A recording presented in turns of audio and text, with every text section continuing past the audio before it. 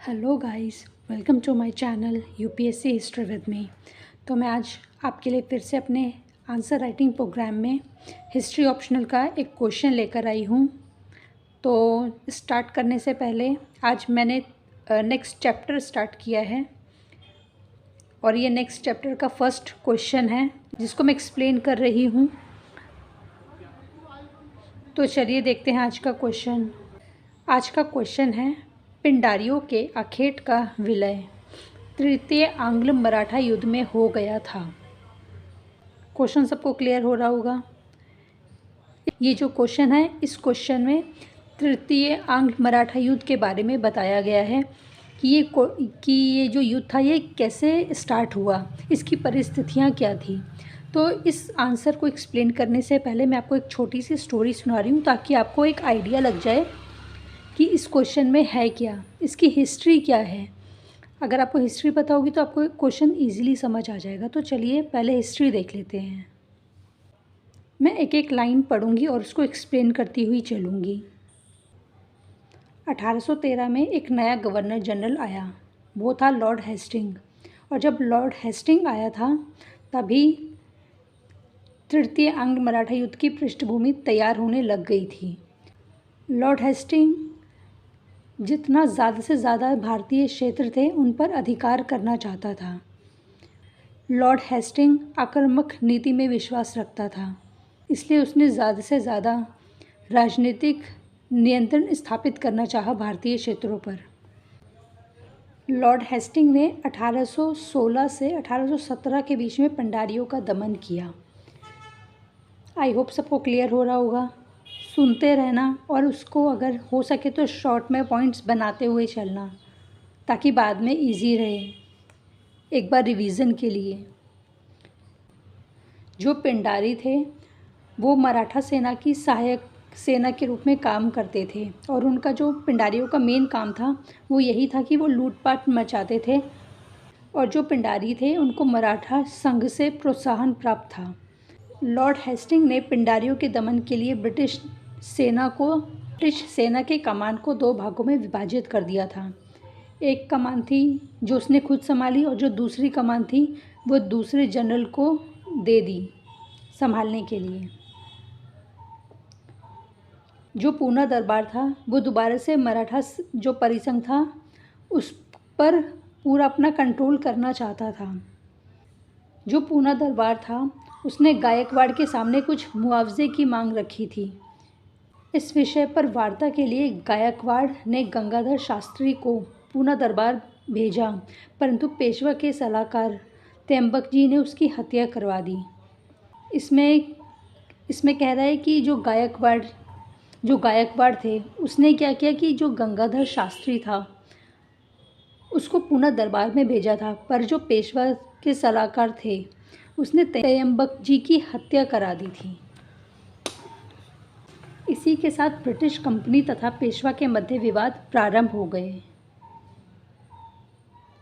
क्योंकि कंपनी के अनुसार गायकवाड़ उसका संरक्षित राज्य था। इसमें कह रहा है कि जो ब्रिटिश कंपनी थी और जो पेशवा थे उन दोनों के बीच में विवाद शुरू हो गया था, क्योंकि जैसे कि ब्रिटिशर्स करते आ रहे थे उन्होंने हर राज्य में अपनी ही सेना स्थापित कर रखी थी और सबको संरक्षण दिया हुआ था। तो उनको लड़ने का बहाना चाहिए था, तो उन्होंने इसी चीज़ को ही पकड़ा कि उनका संरक्षित क्षेत्र था जिस पर आक्रमण किया गया था। पर जो कंपनी और पेशवा के बीच में जो विवाद हुआ था उसका मेन कारण था कि कंपनी को लगता था कि जो जितने भी पेशवा वगैरह हैं, जितने भी मराठा के लोग हैं, जैसे कि गायकवाड़, सिंधिया वगैरह, ये सब प्लानिंग कर रहे हैं अंग्रेज़ों के ख़िलाफ़। कंपनी को ऐसा लगता था, पर ये सच भी था, क्योंकि सारे जो भी थे, जितने भी थे, सिंधिया, होलकर वगैरह, ये सब अंग्रेज़ों से परेशान हो गए थे और इन लोगों से अपनी स्वतंत्रता चाहते थे। दूसरी तरफ सिंधिया से भी अंग्रेज़ों ने एक संधि की जिसके अनुसार सिंधिया पर यह पाबंदी लगाई गई कि वह पिंडारियों का साथ नहीं देगा। साथ ही कंपनी ने सिंधिया से यह भी छूट प्राप्त कर ली कि वह राजपूत राजाओं से सीधा संपर्क स्थापित करेगा। इसमें कहा जा रहा है कि जो कंपनी के लोग थे उन्होंने सिंधिया के साथ एक संधि साइन कर ली कि जिसमें वो पिंडारियों का साथ नहीं देगा, क्योंकि पिंडारी जो लोग थे वो सारे सिर्फ लूटपाट मचाते थे हर जगह जाकर। और दूसरी तरफ उन्होंने संधि में ये भी कहा कि जो दूसरा राज्य है उनके साथ जाके आप कोई संधि नहीं करेंगे और ना ही उनसे कोई संपर्क स्थापित करेंगे। वही, क्योंकि दूसरी तरफ भी ब्रिटिशर्स की सेना ही थी। नेक्स्ट लाइन, नागपुर में दूसरे प्रकार की समस्या उत्पन्न हो गई थी। वहाँ रघुजी द्वितीय की मृत्यु के पश्चात उनका नाबालिग उत्तराधिकारी परसोजी गद्दी पर बिठाया गया था, किंतु परसोजी का संरक्षक अप्पा साहिब था जो स्वयं ही शासक बनना चाहता था। अब इसमें समझ आ रहा है, रघुजी द्वितीय जब उनकी मृत्यु हो गई थी तो जो उनका नाबालिग उत्तराधिकारी था परसोजी, वो गद्दी पर बिठाए गए थे, परंतु एक अप्पा जी थे, वो चाहते थे खुद शासक बनना, पर उनको नहीं बनाया गया। इसलिए जो अप्पा जी थे उन्होंने अंग्रेज़ों के साथ जाके मित्रता कर ली और कंपनी ने इसी चीज़ का ही फ़ायदा उठाया और उन्होंने बहुत सारी रियायतें प्राप्त कर ली उनसे। नेक्स्ट लाइन देखते हैं। यद्यपि सभी मराठा सरदारों में आपसी फूट थी, तथापि वे इस बात पर सहमत थे कि अंग्रेज़ों से स्वतंत्रता प्राप्त की जानी चाहिए। सभी मराठा सरदार पेशवा के अंग्रेज़ों के नियंत्रण से स्वतंत्र होने की इच्छा के प्रति पर्याप्त सहानुभूति रखते थे। बस इसमें यही कह रहा है कि जो भी मराठा सरदार थे, जितने भी गायकवाड़, होलकर जो भी थे, वो सब अंग्रेज़ों से परेशान हो गए थे और उन सबसे स्वतंत्रता चाहते थे। बस इसमें यही कहना चाह रहे हैं। 1817 ईस्वी में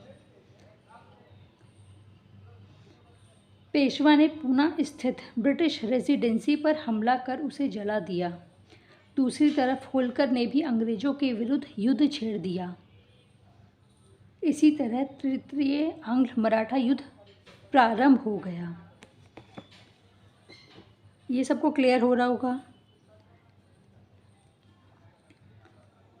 इसमें कहा जा रहा है कि जो पूना में ब्रिटिश रेजिडेंसी थी उसको जला दिया गया था पेशवाओं के द्वारा, और जो होलकर थे उन्होंने भी अंग्रेज़ों के खिलाफ युद्ध छेड़ दिया था।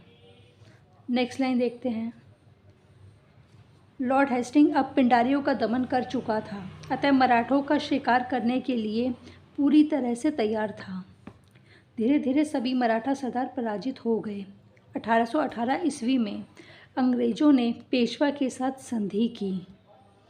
इसके साथ मराठा परिसंघ को भंग कर दिया गया तथा बाजीराव तृतीय को 8 लाख की वार्षिक पेंशन पर बिठूर में भेज दिया गया। अब इसमें कहा जा रहा है कि जब तृतीय आंग्ल मराठा युद्ध स्टार्ट हो गया था तो उससे पहले ही लॉर्ड हेस्टिंग जो था वो पिंडारियों को समाप्त कर चुका था और उन्होंने फिर मराठों से भी लड़ने के लिए वो तैयार था। लॉर्ड हेस्टिंग ने सारे मराठा पेशवाओं को हरा दिया था, जो भी होलकर वगैरह थे, सिंधिया वगैरह सबको हरा चुके थे, और जो बाजीराव द्वितीय था उसको 8 लाख की पेंशन दे दी थी और उसको बिठूर में भेज दिया गया था।